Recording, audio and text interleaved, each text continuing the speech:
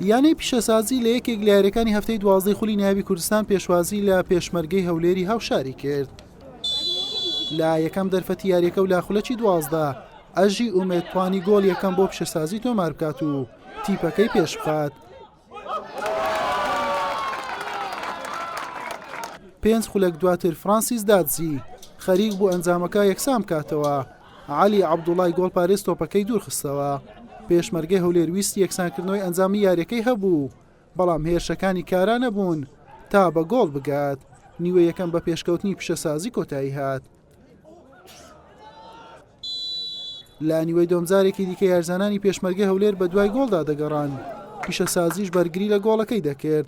لاخولەکی هێشتا ناوبژوان لێدانێکی سزای بۆ پێشمەرگەی هەولێر ئەژمار کرد. فرانسیس دادزی بە سەرکەوتووی جێبەجێ کرد و ئەنجامەکەی یەکسان کردەوە.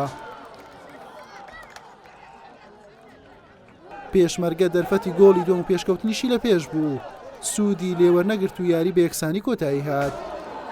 والله بەش بۆ خاڵە ڕازی نەبووین، ڕاستە ئەوان بە ئیازە لەمە باشتر بوون، بەڵام بە ئەمە فرسەمان زۆر بوو. لە جێمی یەکەم دەمانتوانی زیاتر لە گۆڵی بکەین، لە جێمی دووەم ڕاستە یاریەکە لە کۆنتترۆلی ئەواندا بوو، بەڵام بەڕاستی ئەو تەبدیلانەی کە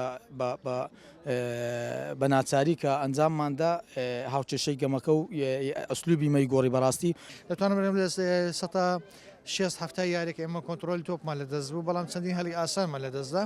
بێگومان لە دەستدانی ئەو خاڵانە بۆ ئێمە بازی دەبێتین، دەبەر ئێمە تیپێکین ڕکابەر دەکەین لەسەر پێشەنجی خولەکە، بەڵام تیپی پیشەسازی لە نێو یاریگای خۆی حتمما بەردەوام تیپێکی زەحمەتە لەبەرەوە یاریگاکە بچووکە لە بەرژەوەندی ئەوانە. بەم شێوەیە پێشمەرگەی هەولێر لە پلەی دووەمی ڕزبەندی مایەوە بە کۆکردنەوەی 20 خاڵ، پیشەسازیش بە 17 خاڵ هەر لە خانەی پێنجەمە بەکاتی. حوسێن محەممەد کەناڵی پێم هەولێر.